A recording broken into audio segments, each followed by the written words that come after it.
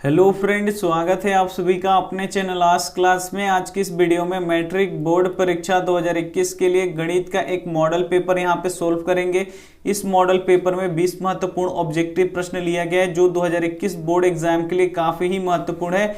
तो एक भी प्रश्न आप स्किप मत कीजिएगा, बिल्कुल शुरू से लेकर अंत तक देखिएगा और सीखिएगा कि ऑब्जेक्टिव प्रश्न कैसे परीक्षाओं में यहाँ पे सॉल्व किया जाता है। तो चैनल को अभी तक आप सब्सक्राइब नहीं किए हैं तो चैनल को सब्सक्राइब कर लीजिए और बेल आइकन को ऑल पे दबा लीजिए ताकि जब भी हम कोई वीडियो अपलोड करें तो सबसे पहले नोटिफिकेशन आप तक पहुंचे। तो आइए शुरू करते हैं पहले नंबर प्रश्न से। पहला प्रश्न यहाँ पे देखिए, 7/20 का दशमलव प्रसार है। इसमें से आपको बताना है कि 7/20 का दशमलव प्रसार कैसा होगा। ए ऑप्शन है अशांत, बी ऑप्शन है शांत, सी ऑप्शन है आवर्ती, डी ऑप्शन है इनमें से कोई नहीं।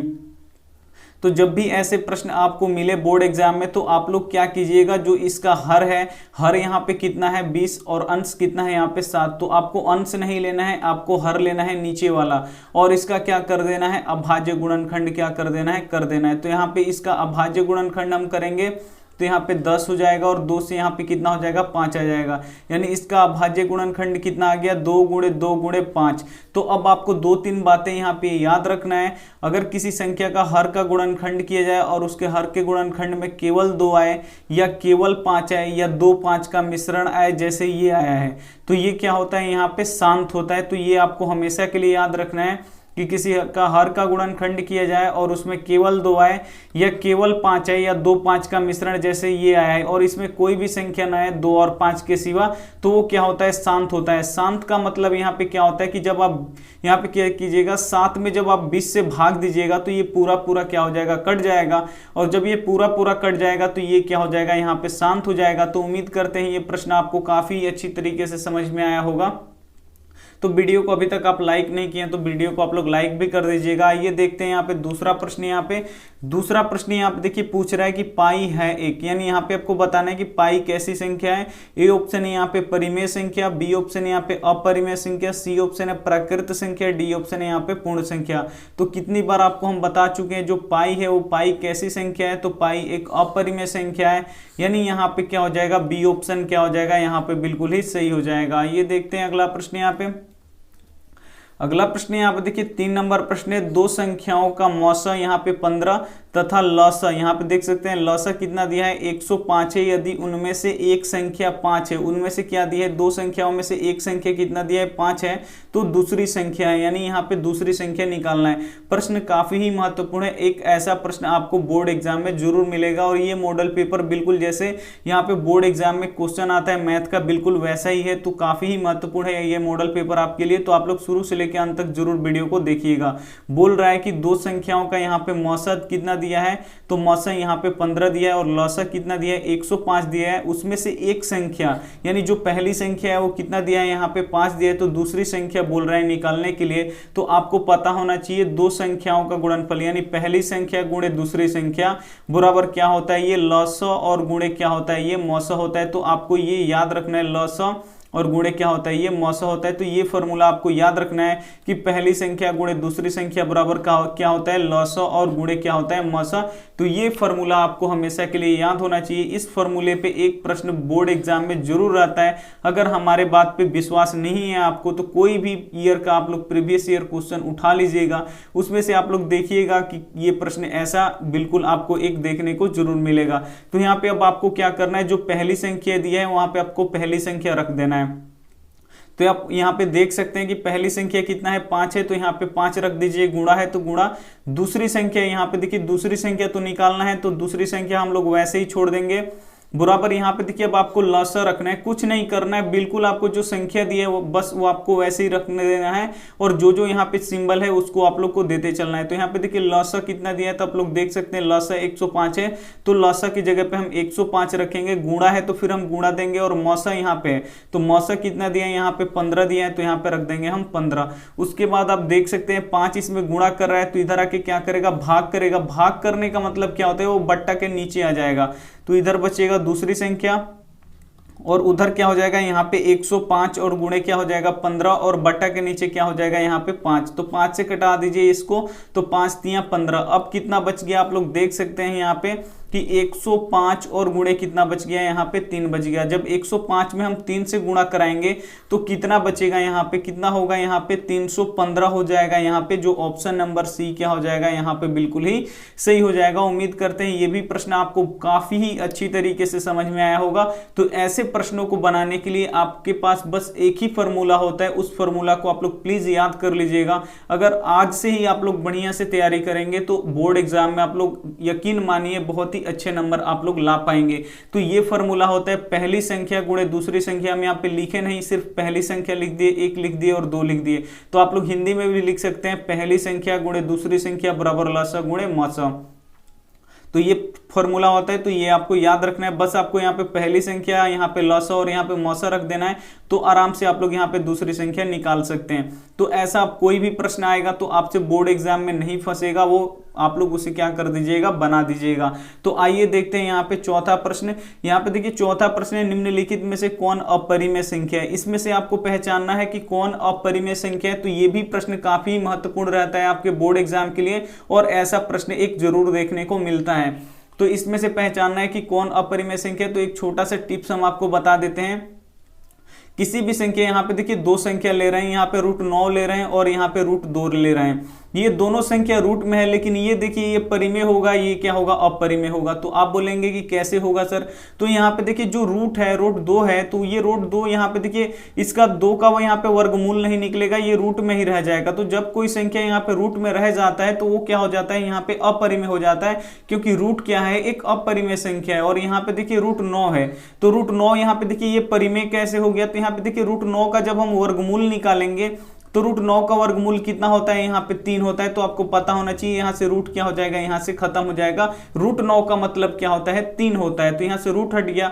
जब किसी संख्या से रूट हट गया तो वो क्या हो जाएगा, यहाँ पे परिमेय हो जाएगा। और किसी संख्या में रूट रह गया तो वो हो गया हमारा अपरिमेय। तो बस इसी के आधार पे इसको क्या करना है, आपको चेक कराना है। तो आइए एक एक करके चेक कराते हैं कि कैसे चेक किया जाएगा। यहाँ पे देखिए -9 है तो ऊपर में -9 और बट्टा यहाँ पे देखिए √16 है, तो 16 का वर्गमूल निकलेगा। तो जी बिल्कुल निकलेगा। 16 का वर्गमूल कितना होता है, 4। तो यहाँ से देख सकते हैं आप रूट हट गया। तो अब ये कौन सी संख्या हो गया, इसमें तो रूट है ही नहीं, तो रूट नहीं है, तो ये क्या हो जाएगा, यहाँ पे परिमेय संख्या हो जाएगा। यहाँ पे चेक कराएंगे सी ऑप्शन। तो यहाँ पे देखिए 1 का वर्गमूल, तो भाई 1 का वर्गमूल तो 1 होता है। यहाँ पे देखिए 100 का वर्गमूल, तो 100। यहाँ पे देखिए एक बात याद रखिए, जो रखिएगा ये जो रूट है ये दोनों के लिए है, 1 के लिए भी है और यहाँ पे जो 100 संख्या दिया है ये दोनों के लिए है। और ये जो रूट था ये केवल 16 के लिए था, ऊपर वाले के लिए नहीं था, ये केवल 16 के लिए था। अगर ऐसा रूट हो, अगर उसके अंदर कोई हो, तो ये दोनों के लिए रूट है। तो 1 का वर्गमूल 1, तो इसमें से रूट हट गया। और 100 का भी वर्गमूल निकलता है, तो 100 का वर्गमूल कितना होगा, यहाँ पे 10 हो जाएगा, यानी इसमें से भी रूट निकल गया। यानी 1/10 का जब हम वर्गमूल 1/100 का जब हम वर्गमूल निकालेंगे तो कितना आएगा, 1/10। तो ये भी परिमेय हो जाएगा। इसी तरह हम इसको भी निकालेंगे तो 36 का वर्गमूल 6 हो जाएगा और यहाँ पे 64 का वर्गमूल 8 हो जाएगा। इसमें से भी वर्गमूल यहाँ पे रूट निकल गया, तो ये भी क्या हो जाएगा, यहाँ पे परिमेय हो जाएगा। जब आप यहाँ पे बी ऑप्शन को चेक कराइएगा तो यहाँ पे देखिए √3 रह जाएगा, √3 का तो वर्गमूल नहीं होता है। और √5, यहाँ पे 5 का भी वर्गमूल नहीं निकल पाएगा, तो ये संख्या रूट में ही रह जाएगा। 3 रूट यहाँ पे 5 हो जाएगा। तो जब संख्या कोई रूट में रह जाता है तो वो क्या होता है, अपरिमेय होता है। यानी यहाँ पे बी ऑप्शन क्या हो जाएगा, यहाँ पे बिल्कुल ही 100% यहाँ पे बी ऑप्शन क्या हो जाएगा, सही हो जाएगा। आइए देखते हैं अगला प्रश्न। यहाँ पे अगला प्रश्न यहाँ पे देखिए 5 नंबर प्रश्न है और काफी महत्वपूर्ण है। बहुपद 4x² - 4x + 1 के मूलों का गुणनफल ज्ञात करें।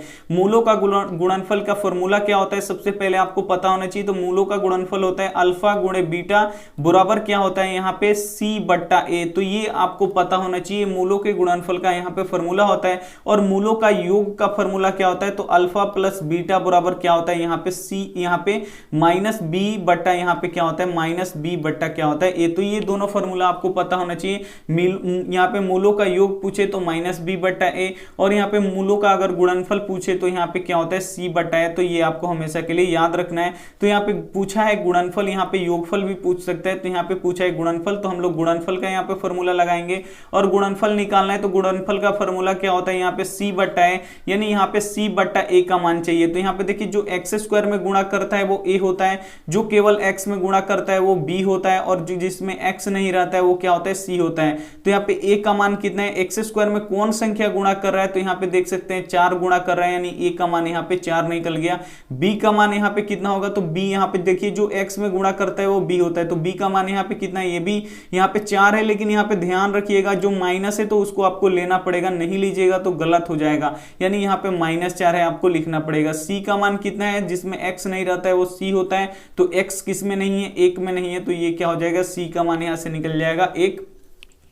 अब हमको निकालना है अल्फा गुणे बीटा, तो यहाँ पे होता है c बट्टा है, तो c का मान कितना है आप लोग देख सकते हैं 1 है, तो ऊपर में रख दीजिए 1, फिर बट्टा है ये वाला, तो यहाँ पे बट्टा दे दीजिए। a का मान कितना है, तो a का मान आप देख सकते हैं यहाँ पे a का मान यहाँ पे क्या होता है, यहाँ पे 4 दिया है, तो यहाँ पे लिख देंगे हम 4, यानी 1/4 क्या हो जाएगा, यहाँ पे बिल्कुल ही सही जवाब हो जाएगा। कौन सा, तो यहाँ पे सी ऑप्शन क्या हो जाएगा, बिल्कुल सही हो जाएगा, 1/4 क्या हो जाएगा, यहाँ पे बिल्कुल ही सही हो जाएगा। अगर ये प्रश्न है कि यहाँ पे मूलों का योगफल निकालें, तो मूलों का योग निकालें ऐसा दे, तो आपको एक ही फॉर्मूला यहाँ पे याद रखना है, अल्फा जोड़ बीटा, ये क्या होता है, मूलों का योग होता है, और इसका फॉर्मूला क्या होता है, तो -b/a।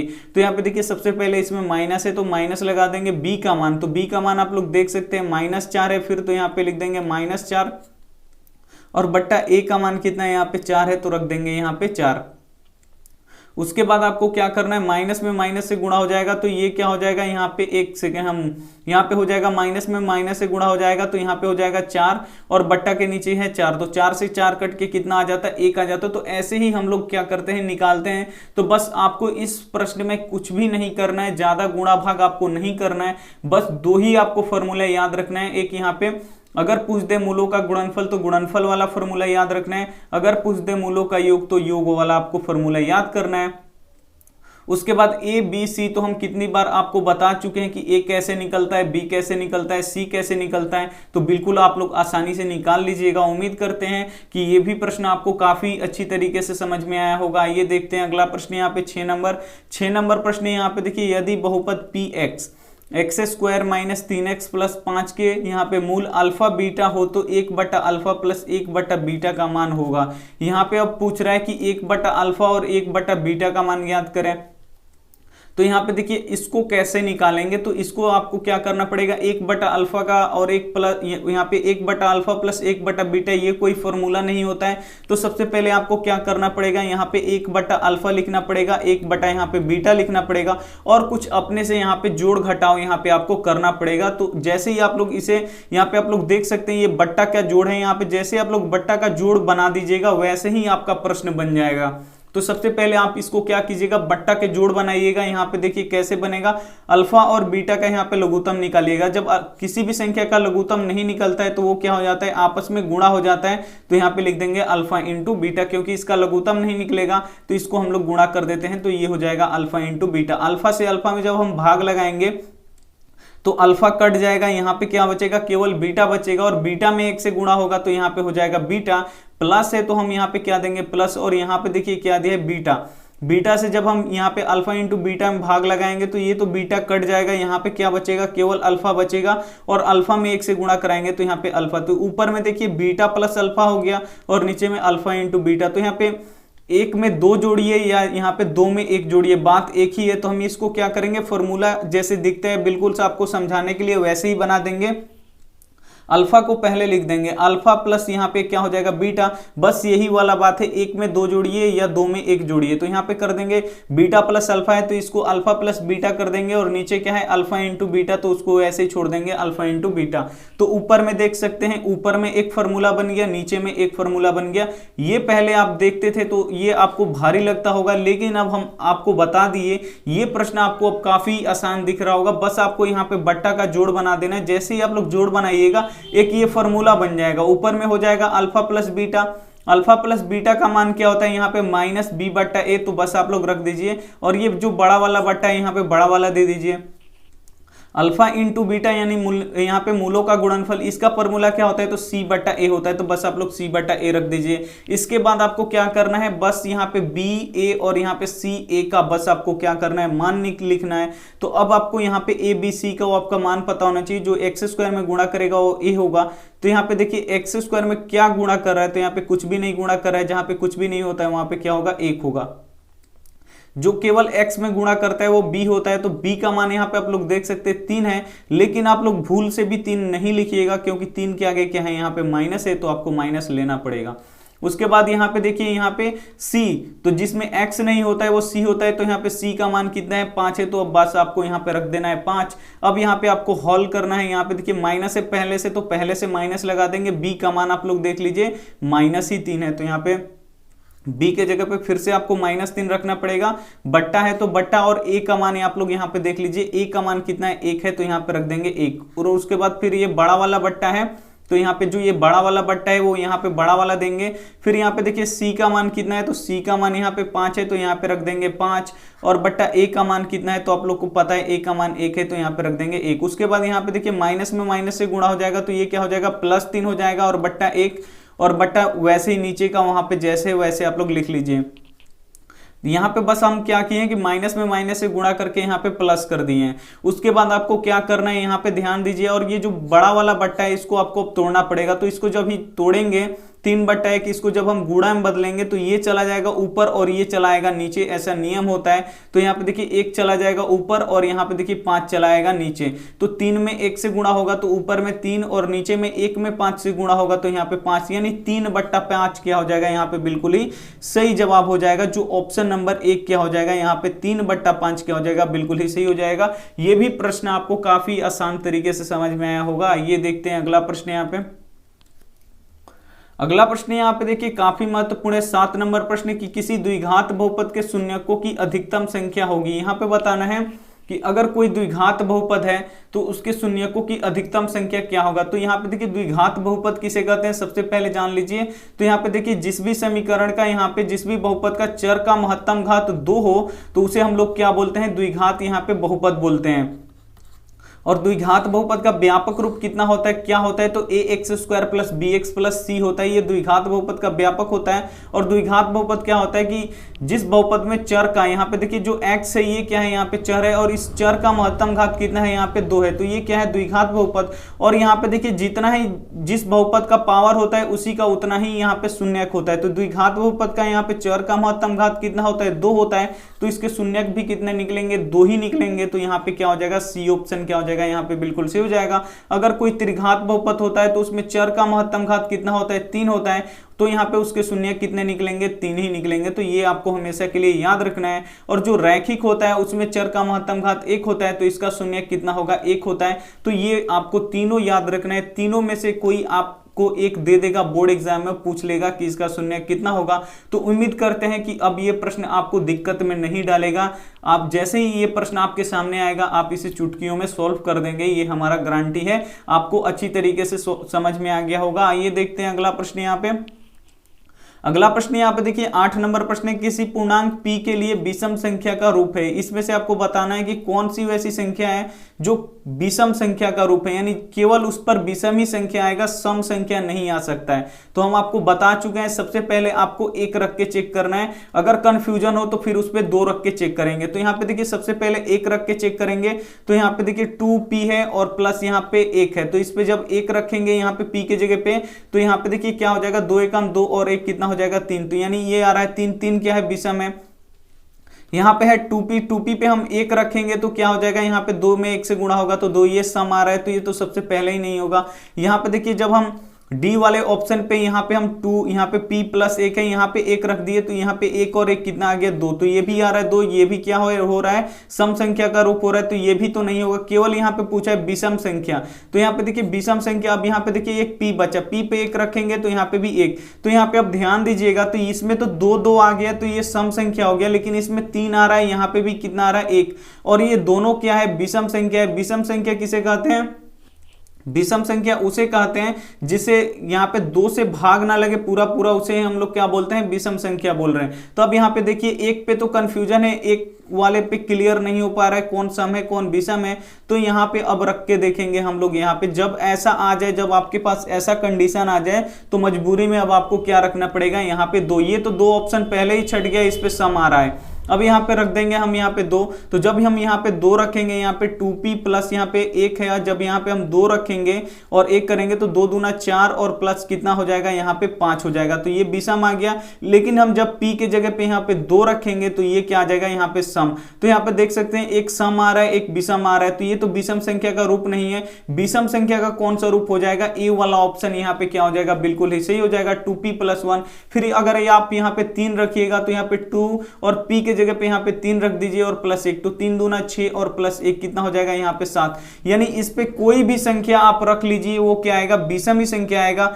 इसीलिए जो ए ऑप्शन है वो क्या है, विषम संख्या का एक रूप है। तो उम्मीद करते हैं ये भी प्रश्न आपको काफी अच्छी तरीके से समझ में आ गया होगा। तो समझ में आ रहे हैं प्रश्न तो आप लोग वीडियो को जरूर लाइक भी कर दीजिए। आइए देखते हैं अगला प्रश्न। यहाँ पे अगला प्रश्न यहाँ पे देखिए 9 नंबर प्रश्न, देखने में जितना भारी है बनाने में उतना ही आसान है। बस आप लोग देखते जाइए। यहाँ पे देखिए किसी ओ केंद्र वाले वृत्त के बाह्य बिंदु P से वृत्त पर 2 स्पर्श रेखाएं PR तथा PS खींची गई है। PR 8 है तो यहाँ पे PS बताइए। बोल रहा है कि ओ केंद्र वाला वृत्त, एक वृत्त है जिसका केंद्र कितना है, यहाँ पे O है। O यहाँ पे किसी O केंद्र वाले वृत्त के बाह्य बिंदु, बाह्य बिंदु का मतलब क्या होता है, यहाँ पे बाहर का बिंदु, बाहर का बिंदु क्या है यहाँ पे P है। बोल रहा है कि बाह्य बिंदु P से, यानी जो बाह्य बिंदु P से वृत्त पर 2 स्पर्श रेखाएं खींची जा रही है। तो हम यहाँ पे वृत्त के यहाँ पे O, यहाँ पे जो बिंदु है उससे बाह्य बिंदु O है, उससे 2 वृत्त पे स्पर्श रेखा खींच दिए, जिस रेखा का नाम क्या है, PR। तो पहले वाले रेखा का क्या नाम है, यहाँ पे जो ये रेखा है ये PR है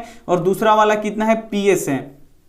तो यहाँ पे देखिए PR का मान कितना दिया है, 8 दिया है, यानी PR का मान 8 दिया है। तो PS का मान पूछ रहा है कि ये PS का मान क्या होता है। तो एक यहाँ पे ये थ्योरम होता है कि वृत्त के, अगर किसी वृत्त के बाह्य बिंदु से अगर 2 स्पर्श रेखा खींची जाती है तो उन दोनों स्पर्श रेखाओं की लंबाई क्या होती है, बराबर होती है। तो ये भी आपको याद रखना है कि अगर किसी बाह्य बिंदु से अगर वृत्त पर 2 स्पर्श रेखा खींचा जाए तो उन दोनों स्पर्श रेखाओं की जो लंबाई होती है वो एक ही बराबर होती है। अगर ये 8 होगा तो ये भी क्या होगा, 8 होगा। अगर ये 100 होगा तो ये भी कितना होगा, यहाँ पे 100 होगा।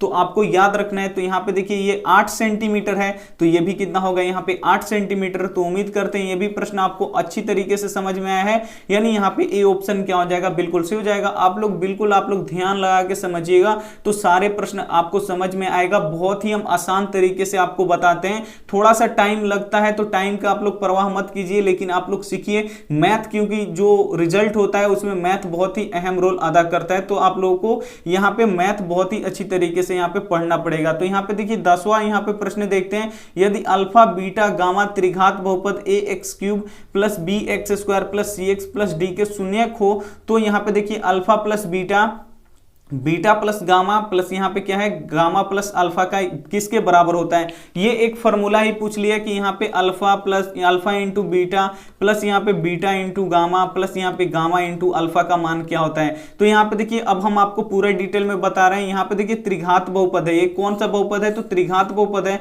इसमें चर का महत्तम घात कितना है, 3 होता है। तो इसमें शून्यकों का योग का फॉर्मूला क्या होता है, तो अल्फा प्लस बीटा प्लस यहाँ पे क्या होता है गामा। त्रिघात बहुपद है तो इसके शून्य कितने निकलेंगे, 3। तो इसके 3 शून्यक होते हैं, अल्फा बीटा और गामा। शून्यकों का योग क्या होता है इसमें, तो माइनस बी बट्टा क्या होता है, ए होता है। और उसके बाद ये वाला होता है अल्फा प्लस बीटा, यहाँ पे देखिए alpha into beta plus beta into alpha plus यहाँ पे गामा इंटू अल्फा। इसका मान क्या होता है, तो इसका मान c बटा a होता है। और एक होता है इसमें मूलों का यहाँ पे गुणनफल, तो अल्फा गुणे बीटा गुणे यहाँ पे क्या होता है गामा। तो इसका मान कितना होता है, तो माइनस डी बट्टा ए होता है। कितना होता है यहाँ पे, माइनस डी बट्टा ए। तो ये तीनों आपको याद होना चाहिए। कोई भी आपसे पूछ लेगा तो यहाँ पे देखिए पूछ लिया है कि alpha into beta plus beta into gamma plus यहाँ पे गामा इंटू अल्फा किसके बराबर होता है, तो ये होता है c बट्टा ए के बराबर होता है। अगर आपसे यहाँ पे पूछ दे कि alpha plus beta plus gamma किसके बराबर होता है, तो ये माइनस बी बट्टा ए के बराबर होता है। Alpha into beta into gamma किसके बराबर होता है, तो ये माइनस डी बट्टा ए के या क्या होता है बराबर होता है। तो ये सभी आपको याद होना चाहिए। अगर ऐसे ही एक एक प्रश्न आप एक एक फॉर्मूला आप ऐसे समझते चलिएगा तो बोर्ड एग्जाम में आपको कोई भी दिक्कत होने वाला नहीं है। आइए देखते हैं अगला प्रश्न। यहाँ पे अगला प्रश्न यहाँ पे देखिए 11 नंबर प्रश्न है। 2 रैखिक समीकरणों के आलेख समानांतर रेखाएं हैं तब रैखिक समीकरण युग्म होगा। यहाँ पे बोल रहा है एक हल है, 2 हल है, अनगिनत हल है, कोई हल नहीं है। तो ये हम आपको बता चुके हैं। बोल रहा है कि दो रैखिक समीकरणों का आलेख समानांतर है। जब आलेख समानांतर है तो जो ये दोनों रेखाएं हैं वो आपस में कहीं भी प्रतिच्छेद नहीं करेगी। जब एक दूसरी रेखाएं एक दूसरे को कभी नहीं काटेगी तो वहां पे शून्यक कितना होगा, 0 होगा। कोई भी इसका शून्यक नहीं होगा। तो यहाँ पे देखिए कोई हल नहीं होगा, यहाँ पे क्या हो जाएगा, बिल्कुल ही सही हो जाएगा। अगर आलेख यही प्रतिच्छेदी रहता तो ये दोनों रेखाएं एक जगह पे काट रही है तो इसका हल कितना होता, 1 होता। अगर समपाती होती तो ये आलेख एक दूसरे के एक पे होती और ये सभी जगहों पे काटती। तो आपको जहां से भी मान निकालना है वहां से आप लोग मान इसमें से निकाल सकते हैं। तो इसका ये क्या होता है, अनगिनत हल होता है। तो जब आलेख यहाँ पे संपाती होती है तो अनगिनत हल होता है, जब आलेख यहाँ पे प्रतिच्छेदी होता है तो एक हल होता है, और जब आलेख यहाँ पे समानांतर होता है तो वो रेखाएं एक दूसरे को कभी नहीं काटती तो वहां पे हल कितना होता है, यहाँ पे 0 होता है। तो ये बात आपको हमेशा याद रखना है। आइए देखते हैं अगला प्रश्न। यहाँ पे 12 नंबर प्रश्न देखिए, बहुपद 2x³ minus 5x² minus 14x plus 8 के शून्यकों का योग ज्ञात करें। तो आप लोग देख सकते हैं ये द्विघात बहुपद तो है नहीं। अब ये कौन सा बहुपद है, यहाँ पे त्रिघात बहुपद। तो इसके पावर कितना है, 3 है। तो इसके 3 शून्यक होंगे। कौन कौन होंगे, तो अल्फा, बीटा और क्या होगा यहाँ पे गामा। तो बोल रहे हैं यहाँ पे शून्यकों का योग। तो शून्यकों का योग का फॉर्मूला क्या होता है, अल्फा प्लस बीटा और प्लस क्या होता है यहाँ पे गामा, और फॉर्मूला क्या होता है माइनस बी बटा ए। जो हम यहाँ पे आप लोग देख सकते हैं, पीछे भी आपको यहाँ पे लिखवा चुके हैं ये कि अल्फा प्लस बीटा प्लस क्या होता है, गामा होता है। तो ये यहाँ पे हम पीछे भी आपको यहाँ पे आप लोग देख सकते हैं, इसे लिखवा चुके हैं। तो ये फॉर्मूला आपके लिए काफी महत्वपूर्ण है। इस फॉर्मूले पे भी प्रश्न पूछा जाता है। तब आपको क्या करना है कि ये वाला फॉर्मूला आपको लगाना है यहाँ पे, क्योंकि शून्यकों का योग पूछ रहा है और ये त्रिघात बहुपद में पूछ रहा है। तो त्रिघात बहुपद में क्या होता है, 3 शून्यक होते हैं, अल्फा, बीटा, गामा, और इसके शून्यकों का योग का फॉर्मूला क्या होता है, माइनस बी बटा है। तो यहाँ पे देखिए ए, बी और सी यहाँ पे फिर आपको मान निकालना है। तो यहाँ पे देखिए जो x³ में गुणा करेगा अब यहाँ पे वो a होगा, जो x² में गुणा करेगा वो b होगा, जो केवल x में गुणा करेगा वो यहाँ पे क्या हो जाएगा, c हो जाएगा, और जिसमें x y नहीं होगा वो क्या हो जाएगा, यहाँ पे d हो जाएगा। तो एक यहाँ पे देखिए यहाँ पे क्या पूछा है, यहाँ पे पहले से माइनस है तो माइनस लगा देंगे b का मान। तो b का मान आप लोग देख सकते हैं यहाँ पे -5 है। 5 आप लोग भूल के भी मत लीजिएगा, यहाँ पे -5 है तो इसको ले लेंगे -5। b का तो मान -5 है, लेकिन ये फॉर्मूला का यहाँ पे माइनस है तो इसलिए माइनस लगा दिए। और a का मान यहाँ पे कितना है, 2 है, तो यहाँ पे रख देंगे 2। उसके बाद देखिए माइनस में माइनस से गुणा हो जाएगा तो माइनस माइनस क्या होता है, प्लस होता है, और बट्टा यहाँ पे क्या हो जाएगा, 2, यानी 5/2 क्या हो जाएगा, यहाँ पे बिल्कुल ही सही हो जाएगा। और जो ऑप्शन नंबर डी क्या हो जाएगा, यहाँ पे बिल्कुल ही सही हो जाएगा। उम्मीद करते हैं ये भी प्रश्न आपको अच्छी तरीके से समझ में आया होगा। आइए देखते हैं अगला प्रश्न। यहाँ पे अगला प्रश्न यहाँ पे देखिए 13 नंबर प्रश्न है, समीकरण 9x² माइनस 1 बराबर 0 के यहाँ पे मूलों की प्रकृति क्या है। यहाँ पे आपको बताना है कि मूल कैसे होंगे, वास्तविक होंगे कि कैसे होंगे। तो यहाँ पे देखिए अब कैसे हम आपको बताएंगे कि मूल वास्तविक होंगे कि नहीं होंगे। तो इसके लिए एक फॉर्मूला होता है ba² माइनस 4ac। इसी पे आपको क्या करना है, इसका निकालना है। अगर ये माइनस में आ जाएगा तो मूल वास्तविक नहीं होगा। तो सबसे पहले आपको यहाँ पे फिर b का मान, a का मान, c का मान चाहिए। तो यहाँ पे देखिए जो x² में गुणा करता है, अभी आपको यहाँ पे ध्यान रखना होगा, जो x² में गुणा करता है वो a होता है। तो a का मान कितना है, यहाँ पे 9। b का हम मान क्या बताए हैं, जो x में गुणा होता है। तो इसमें केवल x तो है ही नहीं, जब वो x नहीं है यानी वो कितना है, यहाँ पे 0 है, वो है ही नहीं, तो यहाँ पे b का मान 0 है। और जिसमें x y नहीं रहता है वो c होता है। तो जिसमें x y नहीं है वो कितना है, यहाँ पे -1 है, यानी यहाँ पे b का मान आपको 0 है। 0 कैसे है, क्योंकि वो वहां पे जो x में गुणा करता है उसे हम लोग भी बोलते हैं, तो वो x है ही नहीं, यानी वो क्या है, यहाँ पे 0 है। बस आपको यहाँ पे रख देना है। यहाँ पे b का मान कितना है, 0, तो 0 का स्क्वायर कर देंगे, माइनस है तो -4 है तो 4, और ये तीनों आपस में गुणा में होते हैं। तो गुणे a का मान यहाँ पे कितना है, 9 है, तो यहाँ पे रख दीजिए 9, और गुणे यहाँ पे c का मान कितना है, माइनस है, तो यहाँ पे रख देंगे माइनस। 0 का स्क्वायर कर देंगे तो यहाँ पे 0 हो जाएगा। और यहाँ पे देखिए माइनस और माइनस गुणा करने से पहले चिन्ह में गुणा होगा, तो माइनस माइनस क्या हो जाएगा, यहाँ पे प्लस हो जाएगा। और 9 चौका 36, और 36 में 1 से गुणा करेंगे तो ये कितना हो जाएगा, 36। 36 में 0 जोड़ेंगे यानी 36। ये क्या आ गया, हम लोग का प्लस में आ गया। जब प्लस में आ जाता है तो मूल कैसा होता है, यहाँ पे वास्तविक और समान होता है। और जैसे ही माइनस में आएगा तो मूल वास्तविक नहीं होगा। तो ये आपको हमेशा के लिए याद रखना है। अगर यहाँ पे माइनस में आ जाता तो यही वास्तविक नहीं होता, लेकिन ये प्लस में आ गया तो यहाँ पे मूल क्या हो गया, यहाँ पे वास्तविक हो गया। यानी यहाँ पे सी ऑप्शन क्या हो जाएगा, यहाँ पे बिल्कुल ही सही हो जाएगा। ये देखते हैं 14 नंबर प्रश्न। यहाँ पे यदि त्रिभुज, यहाँ पे देखिए यदि ABC तथा PQR समरूप त्रिभुज है, यानी दो त्रिभुज है ये, और दोनों क्या है आपस में समरूप है। जब समरूप हो जाता है तो यहाँ पे देखिए कोण कोण की ये क्या होता है बराबर होता है, तो ये आपको हमेशा याद रखना है। ये त्रिभुज है ए बी सी और एक त्रिभुज है यहाँ पे दो त्रिभुज दिया है तो हम यहाँ पे बना लेते हैं। ये हो गया हम लोग का पी क्यू और यहाँ पे क्या हो गया आर हो गया। तो यहाँ पे देखिए यदि ABC तथा PQR समरूप त्रिभुज है, ये दोनों क्या है आपस में समरूप त्रिभुज है जिसमें कोण A यहाँ पे 42 डिग्री है। जो कोण A है ये कितना डिग्री है 42 डिग्री है, तथा कोण यहाँ पे R यहाँ पे देखिए कितना डिग्री है 80 डिग्री है। कोण जो ये R है ये कितना डिग्री है 80 डिग्री है। और तो पूछ रहा है कोण B क्या होगा, जो ये कोण B है ये आपसे पूछ रहा है। तो यहाँ पे देखिए क्या होता है जब दो त्रिभुज आपस में समरूप होते हैं तो कोण कोण के बराबर होता है, यानी ऊपर वाला कोण ये 42 है तो ये भी कितना होगा यहाँ पे 42 डिग्री होगा। यहाँ पे देखिए जो कोण B है वो कोण किसके बराबर होगा, कोण Q के बराबर होगा। और जो कोण C है वो कोण किसके बराबर होगा, तो R के। तो यहाँ पे देखिए कोण R 80 डिग्री है तो यहाँ पे लिख देंगे कोण R बराबर यहाँ पे 80 डिग्री। तो अब यहाँ पे देखिए पूछ रहा है कि कोण B क्या होगा, तो अब कोण B कैसे निकलेगा, तो कोण B ऐसे निकलेगा। आप लोग देख सकते हैं कि त्रिभुज के तीनों कोणों का योग कितना डिग्री होता है, तो 180 डिग्री होता है। तो यहाँ पे लिख दे रहे हैं हम कोण A प्लस यहाँ पे कोण B और प्लस कोण यहाँ पे लिख दे रहे हैं हम C। तीनों कोणों का योग कितना होता है 180 डिग्री होता है। अब यहाँ पे देखिए A दिया है और C दिया है, तो A का मान यहाँ पे 42 डिग्री दिया है, B निकालना है हमको तो B वैसे ही छोड़ देंगे। और C का मान यहाँ पे देख लीजिए 80 डिग्री दिया है, तो यहाँ पे 80 डिग्री बराबर यहाँ पे क्या कर दीजिए 180 है, तो 180 आपको क्या कर देना है लिख देना है। अब आपको क्या करना है 42 डिग्री और यहाँ पे क्या है 80 डिग्री, ये आपको क्या कर देना है जोड़ के लिख देना है। तो यहाँ पे देखिए 80 और यहाँ पे 42 जब जोड़ेंगे तो कितना हो जाएगा यहाँ पे 8 4 12 यानी 122 डिग्री। कितना हो गया ये 122 डिग्री और प्लस यहाँ पे क्या हो गया कोण B बराबर यहाँ पे निकल गया हम लोग का 180। अब आपको क्या करना है कोण B का मान निकालना है, तो इस 122 डिग्री को बराबर के उधर भेजना पड़ेगा। तो कोण B बराबर कितना हो जाएगा 180 डिग्री पहले से ही है और माइनस यहां पे आएगा तो 122 डिग्री ये हो जाएगा। अब आपको 180 डिग्री में से 122 डिग्री आपको घटाना है, तो 10 में से 2 जाएगा तो 8 हो जाएगा और यहाँ पे बचेगा 7 में से 2 जाएगा यहाँ पे 5 हो जाएगा और एक एक कट जाएगा, यानी यहाँ पे 58 डिग्री क्या हो जाएगा, यानी कोण B बराबर यहाँ पे कितना निकल गया 58 डिग्री। जो ऑप्शन नंबर C क्या हो जाएगा यहाँ पे बिल्कुल ही सही हो जाएगा। उम्मीद करते हैं ये भी प्रश्न आपको काफी अच्छी तरीके से समझ में आ गया होगा। थोड़ा सा ये आपको भारी लगा होगा, एक बार फिर से हम आपको समझा देते हैं। बोल रहे हैं यहाँ पे कि त्रिभुज ABC और PQR दोनों आपस में क्या है समरूप है। ये दोनों त्रिभुज आपस में समरूप है। जब दो त्रिभुज आपस में समरूप होती हैं तो उनकी कोण कोण के बराबर होता है, यानी जो ऊपर वाला कोण है ये इसके बराबर होगा, जो इधर का कोण है वो इधर के कोण के बराबर होगा, जो उस साइड का कोण है वो उस साइड के कोण के यहाँ पे क्या होगा बराबर होगा। जिसमें दिया था यहाँ पे कि कोण A बराबर 42 डिग्री, यानी जो ये कोण दिया है ये कितना दिया है 42, तो इधर वाला के भी ऊपर वाला कितना हो जाएगा 42 हो जाएगा। कोण R कितना दिया था 80 डिग्री, तो इसमें का कोण R दिया था 80 डिग्री, तो यहाँ पे लिख दिए 80 डिग्री। और ये कोण किसके बराबर होगा, इसके बराबर कोण होगा, कोण R कोण C के बराबर होगा। क्यों होगा, क्योंकि ये दोनों त्रिभुज आपस में समरूप हैं तो उनके कोण भी आपस में क्या होंगे बराबर होंगे।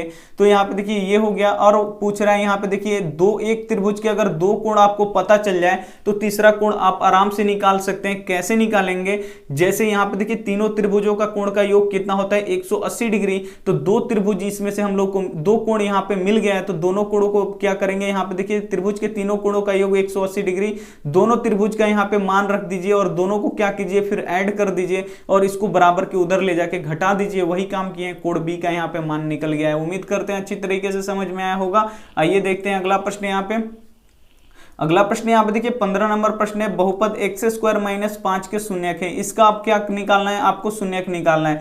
जब भी आपको बोले कि इस बहुपद का आपको शून्यक निकालना है, बराबर के उधर आपको क्या कर देना है 0 कर देना है। यहाँ पे देखिए इधर में +5 है, बराबर के उधर जाएगा, यहाँ पे देखिए -5 है, बराबर के उधर जाएगा तो क्या हो जाएगा ये 5 हो जाएगा प्लस में।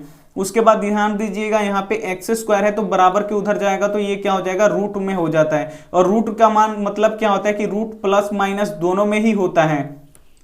रूट क्या होता है, ये प्लस माइनस दोनों में ही होता है, यानी x का यहाँ पे 2 मान निकल गया। यहाँ पे देखिए x का मान 2 निकलेगा, एक प्लस में √5 और एक किस में निकलेगा माइनस में, यहाँ पे √5 निकलेगा, क्योंकि जो रूट होता है वो प्लस माइनस दोनों में ही होता है। तो ये एक छोटी सी बात आपको ध्यान में रखना है।